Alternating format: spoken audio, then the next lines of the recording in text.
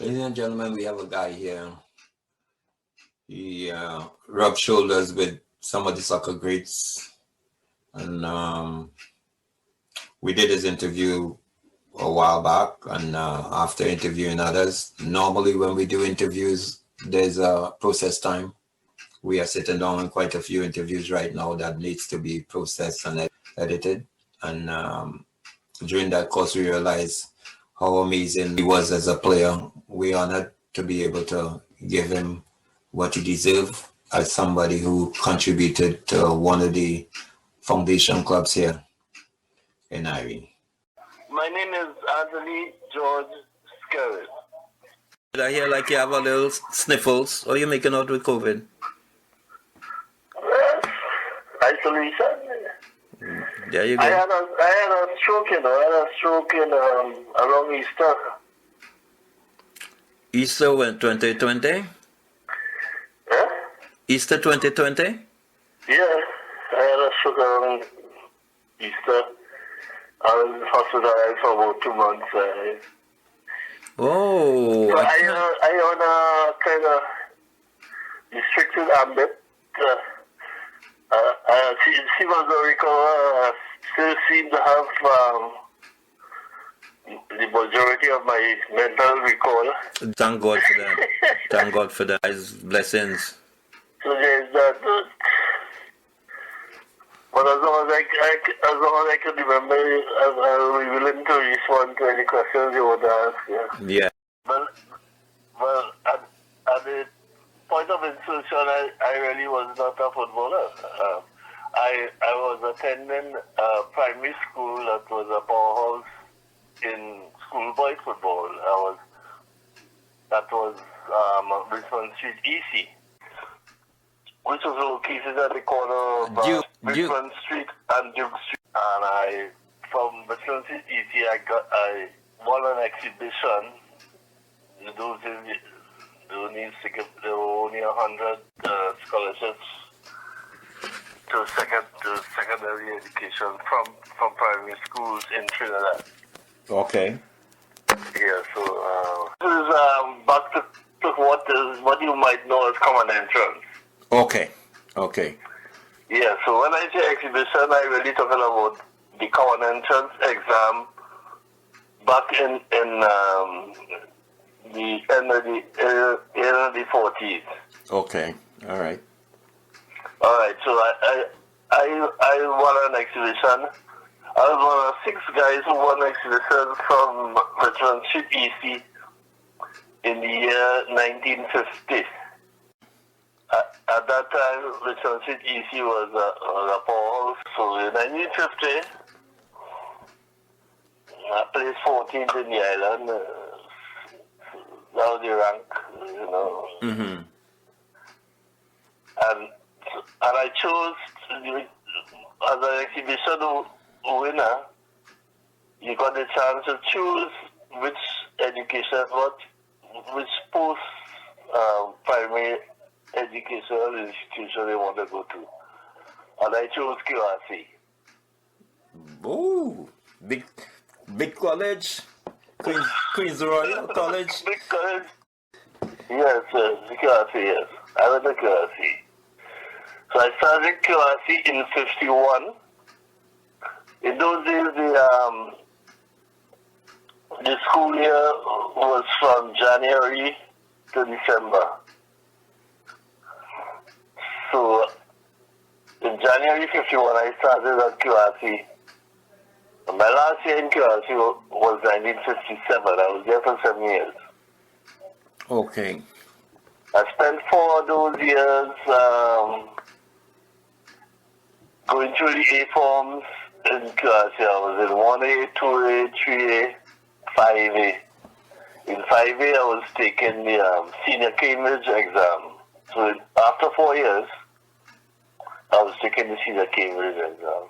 Whoa. So in my 4th year in QRC, I also qualified for the first team. Well, I was just going to ask you, seeing that you're in all the A forms, Was there any extracurricular activities to blend in with the, all work, no play? Yeah, no, well, what had happened to me is that coming from parents of modest beginnings, I was at the friendship. My sole objective was to attempt to get a scholarship and get free secondary education. Good. So, winning an exhibition meant that I was getting 5 years tuition and books-free education. Seeing that your academics was up at a certain level, did you get chance to ever play the Sunday morning, maybe the Movina leagues? Did you get chance to play any one of those things? And based on that question too, while asking about those what we used to call minor leagues or community leagues, my perception of your upbringing was in Belmont, but maybe I could stand corrected. Well, when I was in primary school, I was living on Chavari Road near Picton Street. That's Woodbrook. But the point about it was that even when I went, I never really started to live in Belmont until 1955. Okay. But the point about the two localities is that both of them are very near to the Queen's Park Savannah. That's right. That's right. So that when I started to play,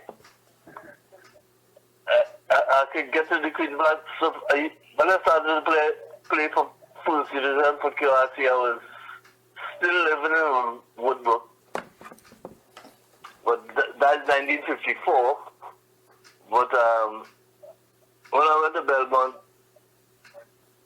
I was even closer to the Savannah. All I had to do was run up the dry river onto the Avenue and by the Savannah already. What part of Belmont? Dark Eye Lane. All right. Yeah. Okay. Yes. That is close to the dry river, ain't you? Yeah, so I'm very close to it back. I ready. I ready hospital too. Yeah. You know, I started to play football when I was about 13. 13 going to 14. At 13 or 14, you were actually making the team, right? No, I was down to play the game. Job Chambers was now showing me how to trap. Okay, all right. And move left, or fade left and move right, or move fade right and move left. So what really make me interested in the game was the compliments that Job Chambers was giving me every time. He said, "You have a natural body swerve," because he wanted to do this and do that. Well, if I could interject, I guess you did learn to shake left and go right very well. Yeah, well, that was the thing. That was why he was remarking on it, too. Yes. But that was the beginning. So then I started to play Colts, something called Colts football in Karachi. So I played for the B Colts team. And then I played for the A Colts team. And I was captain of within 2 years I was captain of the Colts team that I was playing for. That would have been A Colts. That was 1953. So, but it's a strange mix there because I was coming to football from a rescue background. You know rescue? Yes. Yeah, so I when I was in Richmond Street, I used to play rescue. Well, hopefully not your partners and them then be playing go home and thing waiting for you to come and rescue them, you know. No, but it was a game where, you know, you're trying to rescue partners who get captured and That's all right, that. that's right. But you have to come and touch them to rescue them. Yeah, you have to body beat these, That's right. the other guys and all that. Because so if they touch it, if you touch it in jail, I think you used to call it jail, yeah, right? yeah. So that was part of the background of how I get introduced to the game. Mm-hmm. Truth of him was now doing formal coaching where he showed us how to play a thing and thing. So of course I took to the game so swiftly that I started to become adept at the judo thing. So did you play intercol? Did you evolve to play intercol? Yeah. But that's what happened in 54, which would have been my 16th year. Mm-hmm. There were limited vacancies on the first team, but I happened to get there were actually only 2 vacancies. I happened to get from the previous year, the players of the previous year were all returning to college except in 2 positions, and I happened to get. Wow! You see how hard it is to crack them lineups, boy? Yeah, well. Men have to graduate? Yeah, men graduate, so they leave the school. So of course, the thing was that if you're playing for Karachi first division, you automatically was playing in the Portersville League first division. Oh, that was at the time when the structure was where Karachi was playing first division. Things wasn't sectionized. Yeah, where the colleges played in the POSFL. Skerritt, Fatima, and Karachi all played in the POSFL, the Port Spain Football League. Okay, all right. You see, schools like Progressive, which be Rasa attended, and Franco and those guys, they Progressive was playing in another league, NAFL. Right. I think I gathered that from Franco when I spoke. Franco, Carlton, all of them. Yeah. Carlton, Niles, Virasa. Which ended up being the Marlon connection. Yeah. But I call him Virasa name because what happened is that I had some family living near Park and Pembroke Street in Port of Spain. Mm-hmm. So, but I used to visit very regularly, and Virasa lived on Pembroke Street, just near the Park Street. So, Tony, what is that team that Mangi said that you would be talking about with Barasa and? The name is All Hawks. Right. So, how did you guys win, or what happened with All Hawks? Yeah, that was the team I was trying to describe to you. I think I was trying to get some stats. There was a teacher in Belmont called Linton Brown, and at one time he had a youth competition, on the 14 competition for youths, right? Mm-hmm. And Ken Guerra and Kelvin Virasa decided to put that team together. Is that Ken Guerra related to Guy Guerra, the Guy Guerra I know? Yeah. Okay. It's his elder brother. We played in this under 14 competition, and we ended up with stats of we had 27 goals for, 1 against, with no defeats. Okay. When did you graduate from QLC? I graduated in 57. At the end of 57. Remember at that time, the school year went from January to December. Yeah. Yeah, I stopped playing for QLC in 57.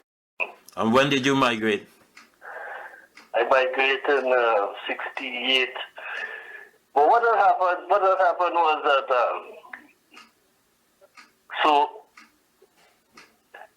I took a class from the time I was 16 to when I was 19, when I leave. 4 years. What happened with that is that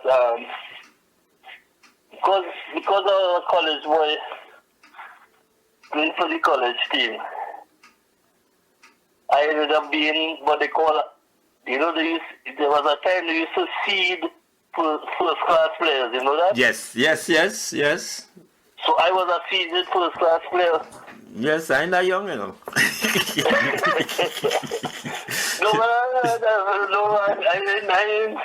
And my oldest brother is 87, and he used to play Northern League with Burnley and Baton, with McIntyres and them. Well, you know, I get lucky because now I in my 83rd year. So you better longer than me. You come to Toronto. You came on your own. You came to. Alvin is my brother-in-law. Alvin Thomas. Right. Yeah. My brother-in-law. He was also the halfback who was playing behind me in Dynamos. When we were playing a formation called Don Revy. So I was the backward center forward, and he was the attacking right half. Okay.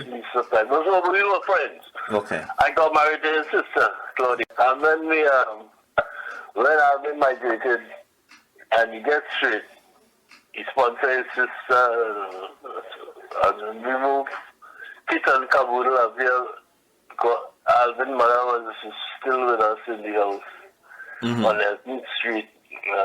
And all of us came. But that time Anton and Janelle were little kids. Okay. So Anton and Janelle was born in Trinidad and Tobago. Yeah. Got involved in the soccer now. Up here? Yeah.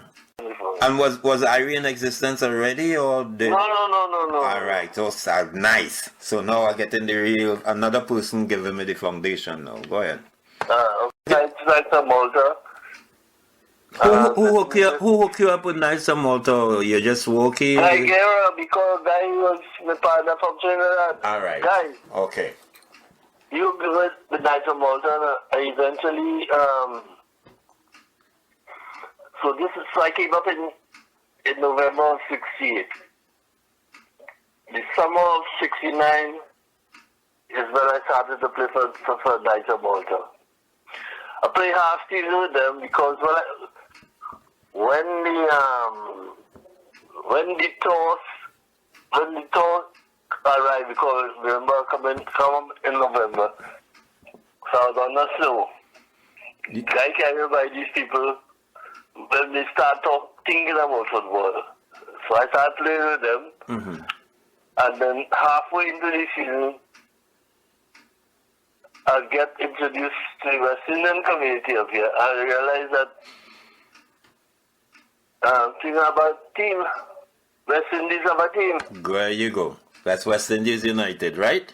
Yes, that's West Indies United. Yeah. So I wasn't happy playing with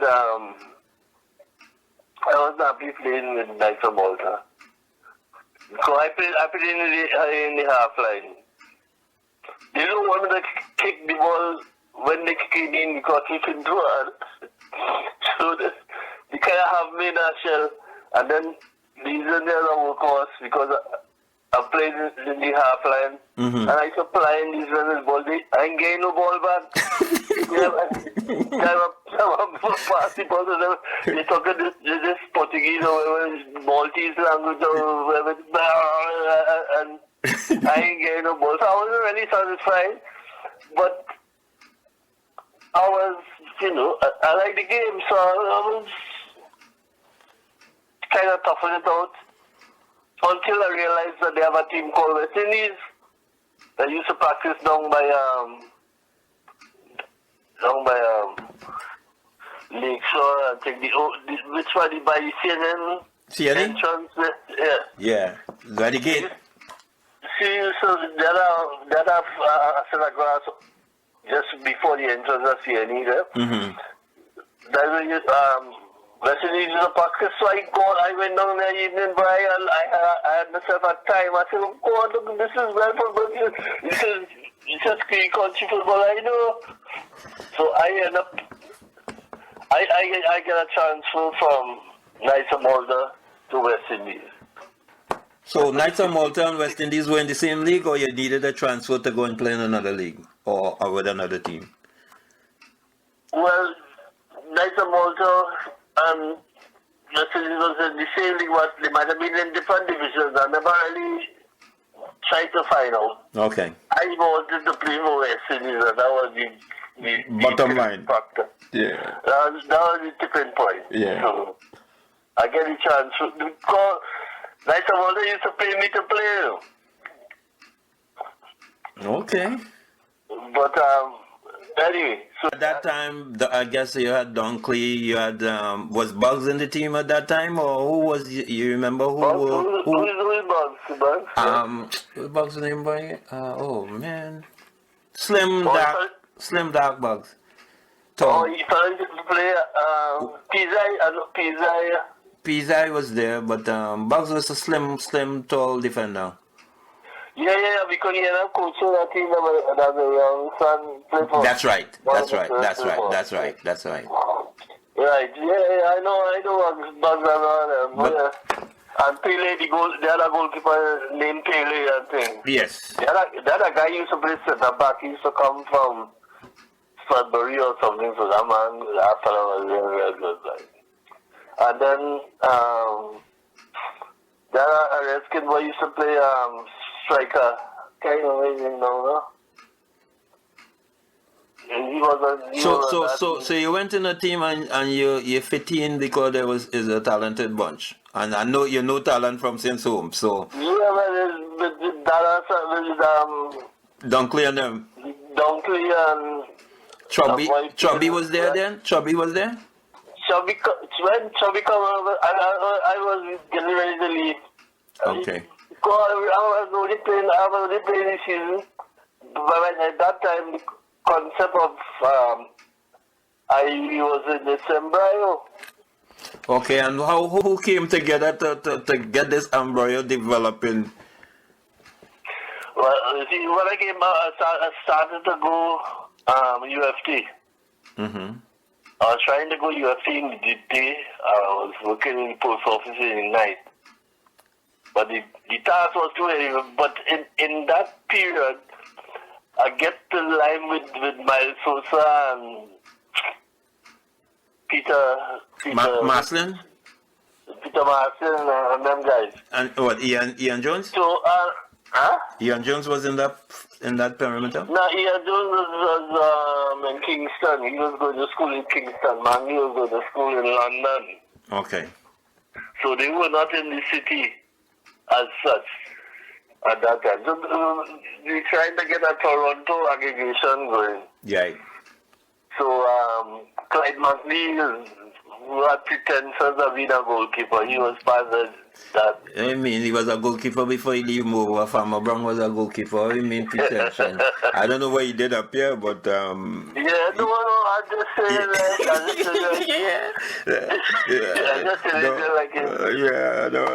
don't try that. I know he didn't reach his full potential with you guys. I know that. I know because when I came up, he wasn't playing yet, and he already started to put on some weight. So. Yeah, so you're right. Your choice of words. You had the right hands and all that. Yeah. Your choice of words was right. Pretension. For what Sosa, Miles Sosa too, was good. University students, graduating students that year were like Peter Maslin, Miles Sosa. Who else was it? I can't remember the call. Everybody. But all of a sudden, this will talk raise up about Formula Trinidad, the bigger team. And as a matter of fact, there's a plaque. I was in one of later presentations. They presented me with a plaque for naming the team Iere. Okay. But even the teammates name. So let me ask you again, because this is verification. The stigma the Trinidad and Tobago thing. So is that was the perception that because you guys were from Trinidad and stuff, so that was kind of close to where the identity of the Iere was going to be, because I know Junior Parker and Tom Sosa, being Trinidad and Tobago nationals, they stayed with West Indies. So how you look at how the embryo developed now into something? Well, no, but it was a call to scholars. Sosa, the big Tom Sosa, you could understand, because he was actually embedded in the Jamaican thing. He was the man. He was one of the men that them Jamaican men were looking up to. He was, Yes. like, Yes, that's how I saw him. Yes. he was like that. Tom Sosa was like that. He was an old Skerritt boy. He's from Trinidad, but at the time he come up, he didn't have the Trinidad team, so he turned out to be a kind of chief organizer in West Indies. Mm-hmm. So that was understood. Junior Parker, I still had Reservations? the question marks about his Yeah, I know. loyalty to the West Indies, because the thing is, Junior Parker and Dennis, they play with Knights of Malta too, you know. Oh yeah, I think he did mention that to me. Yes. They play with Knights of Malta, so that when I see West Indies, I decided going West Indies. I tried to pull them, but they didn't come. They stay with Knights of Malta. Ooh. And when we form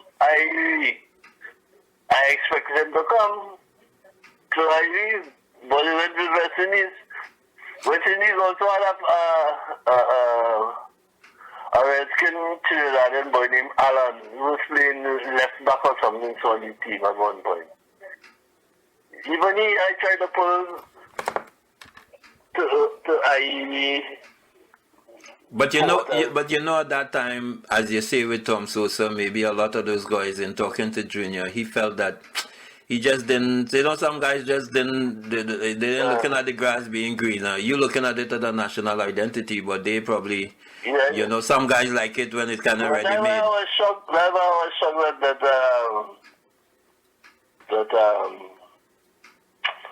what do you call him? Junior, Punk Junior didn't come. But what make it even harder for Junior to come was that his other brother was a kind of stalwart in West Indies too. He had another brother. who Pancho? Pancho? Yeah, Pancho. But when I came here, Pancho was steady. Pancho was my strong supporter playing. I always remember him playing against West Indies in the early days, where Pancho stand up in the stands and say, "Midget, don't afraid them." So obviously he had some leeway. Now that you telling me that, I didn't even know Pancho was there before he came over with Iere. I didn't even know that. Yeah, well, remember now, I only coach Iere for 1 year. And before you go to the coaching, I understand you were the first coach of Iere. Is that correct? Yeah.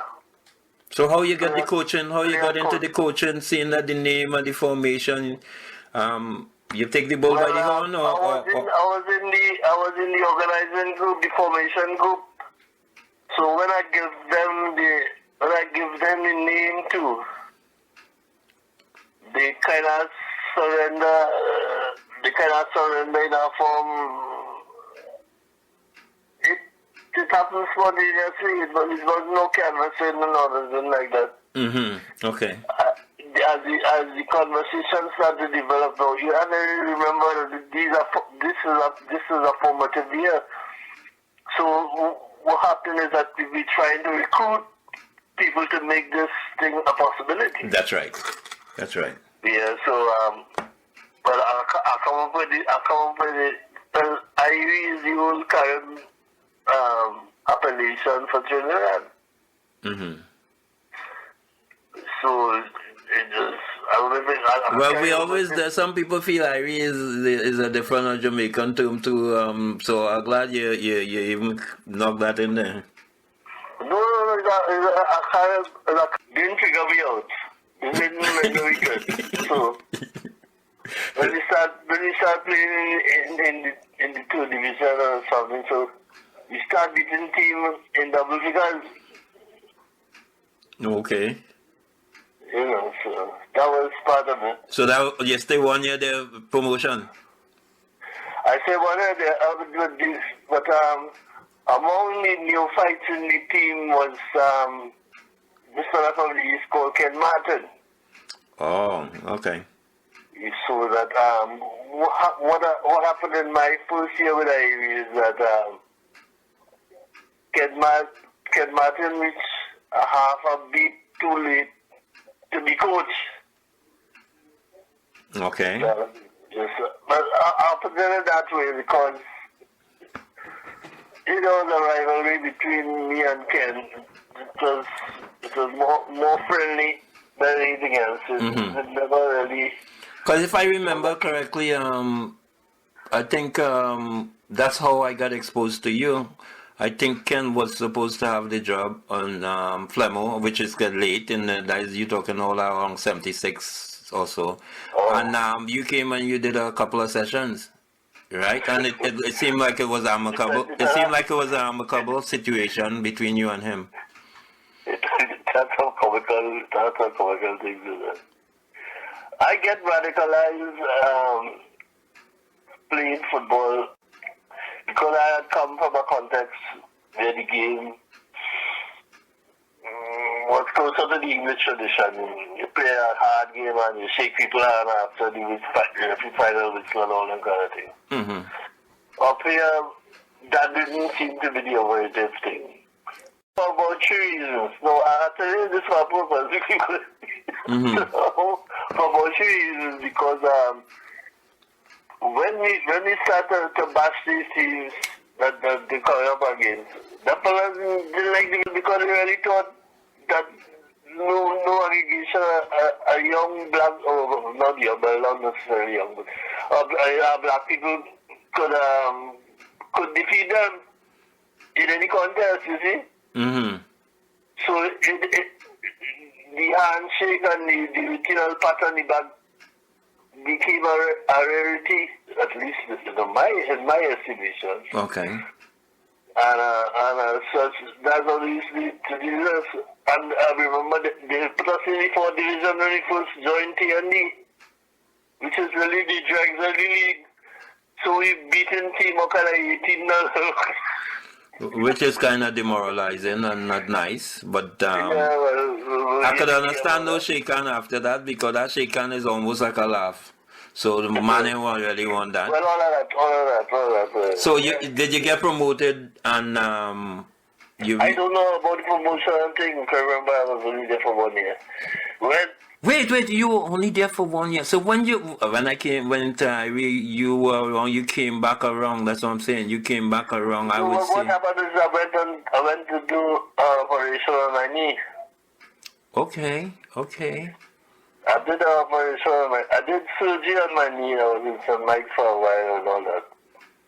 And I was to go back and do some more surgery, but when I realized how close I had come to immobility, I say I ain't going back down. So that's what happened. I didn't follow through with the series of operations that I was supposed to do. But Ken was on my shoulder all the time, so it was an easy battle to pass for him. And let's see. What I was, what I had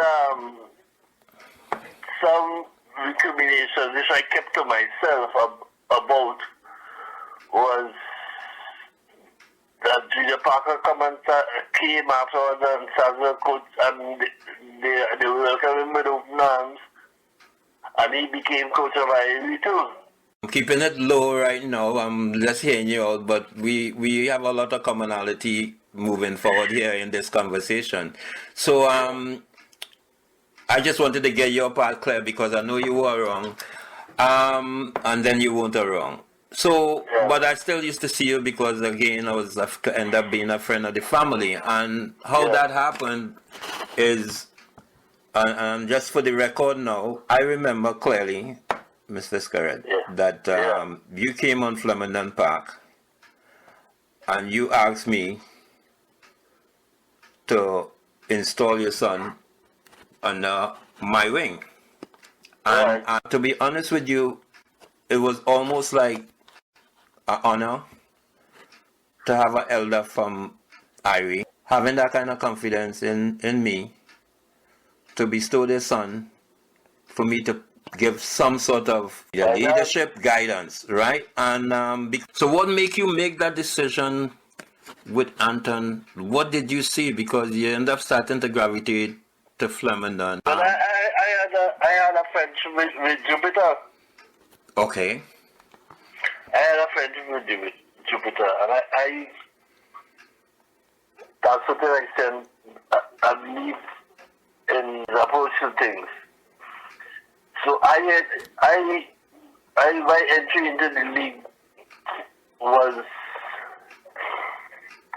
to help with the refereeing. I was coming to help with the refereeing. But then I was in Scarborough, and I was coaching Scarborough, and then Scarborough had a team in the league. Correct. So I end up playing, but I used to play too. I end up playing for Scarborough in the league. Correct. Yes. But there was as time went by, less of my playing and more of my rescuing buddy with the refereeing and thing. But what was happening simultaneously is that Anton at 9 was a kind of phenom. Mm-hmm. He went to Mexico with the team he's with, I forget the name of the team now. Gilwood. Right, yes, he used to play Gilwood, yes.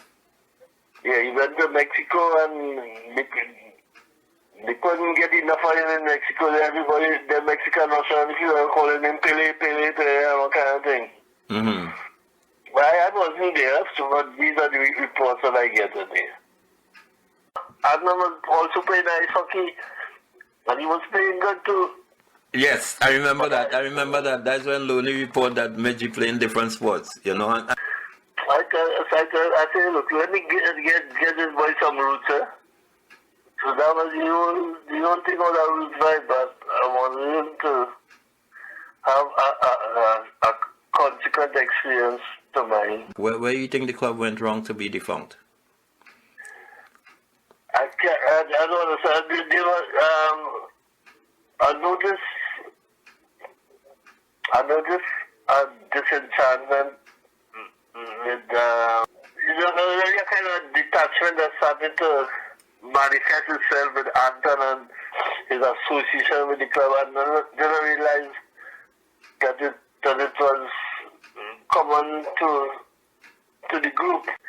At that point, I was never close enough to fathom it, because I still had the tentacles attached to I used to play. As a matter of fact, I got injured playing a game for Scarborough after I played for the match before in RH King. Yes, that's right, yes. So I played for Iere, had a good time, and then Scarborough was short enough to tell, and I hurt the left knee in that. So I was really, I was only attached sentimentally. I wasn't really involved in the interior workings of Iere. And why? And why? After Why? my first Because year. why? Because once you're wrong something, and it's you see that's the difference with me. Once you're wrong something, because you have a passion, and look, you realize you're the guy. I didn't even know what you told me today that you're the guy actually named the thing. I found out a few days ago that you were actually the first coach, and. Why? What was the disenchantment? What happened with Iere, I think, is that I think when Junior come back and start coaching Iere, Mm-hmm. that took me at arm's length with the cup. I was on the outside before, but when they decided they're gonna give Junior anything, and then remember that was a time when Bell Company was playing for Iere too. You remember Bell? Yeah. I am very much aware, but this is a process where you want to hear from people like you because it's kind of authenticating the format. Yeah, I don't know what happened somewhere between the pinnacle of achievement that was the Saturday summer tournament. That used to be a Lamport and all that, to the doldrums of non-repeated they lose and but because if you remember the regiment come up here on a tour. Yes. The regiment up here on a tour, teams from New York used to come, teams from Boston. Yeah, Montreal. Used to be in the tournament. They lose contact with the general body. And it had a lot of evil going on with them cats. Yeah. No longer in the inner circle of So I can't really put you on record too much on that, really. So I wanna thank you for giving me your part of the history of the soccer/football here in Toronto. yeah. And stay safe and stay healthy. Yeah. Ladies and gentlemen, you are watching Star Soccer Review Magazine cover, an upcoming magazine on Caribbean soccer history in Toronto, featuring Tony Skerritt, and while listening, short clips of Ian Jones, Junior Parker, and Vivian Manswell, highlighting the skills and brilliance of Tony Skerritt and his assets as a player. Skerro he was a gifted athlete because he was a very good half miler actually. He was a gifted athlete he was a good dribbler and he shot the ball extremely well. And in the late 50s, because he left KRC in 57 and joined Dynamos, and he very quickly established himself as a player of national standard and caliber. Very committed to football more than anything else. That's the one thing that he was always very committed to football. Very humble, always a humble fellow, but very good dribbler, very good dribbler. And he was quick. I tell you, he's an excellent athlete, so he's very quick. So change your pace and that kind of stuff. I mean, if you're a goalkeeper and you get in close to the edge of the box, you start to get nervous. Very good at that. He's a spang that boy. Scarro's good, man. Scarro's real good. I mean, when Scarro going to kick, we used to call him gunshot. The Jamaican guy called him gunshot. Gunshot. But Skerro could hit it. There's no question about it. You had to start the duck when Skerro kicked it. He hit it hard. But Skerro real power. Skerro's real good. But then injuries and get frustrated, you know. You know, sometimes you're trying to play your best, but injuries hold you back and you had a bad knee and everything. And, well, Yeah. Skerro was big, man. Yeah, yeah. Skerro was big. Yeah. It was it in those days. Used to have like hired guns, and he was like a hired gun. The first thing I recognized him playing is when he played with Birasa. He played Birasa, probably Philbert Cummins. Yeah, Philbert. That team called, ask him about All Hawks. Yeah, that's a South Shore team. But he would have been about 14, 15 at the time. But by the time he was about 16, he was playing first division football. He was a one-man gang. He was like he was like going class, you know. He used to play inside forward, but he could have played defense too. But he was a play inside forward. That's why I really know him as an inside forward. That's the days of the 4-2-4 football. Mm-hmm. You know, the Donnery, the W, the 4-2-4 came after that. Yeah. This is the original football where the two wing backs used to play deep and the half backs used to play wide. The inside forward, they're going up and down the field, Yeah. and the center forward down deep. He's a one-man gang, man. He had a lot of physical ability. Then he could have used both feet. Very, very physical. Like a horse. But it was ended up in a limp up here. Well, look, since he was home, he didn't go on train now. So he had about 3 knee operations in Trinidad. So that's what took him down. But Yeah. he played North South and everything, Paul Spain League. He played everything.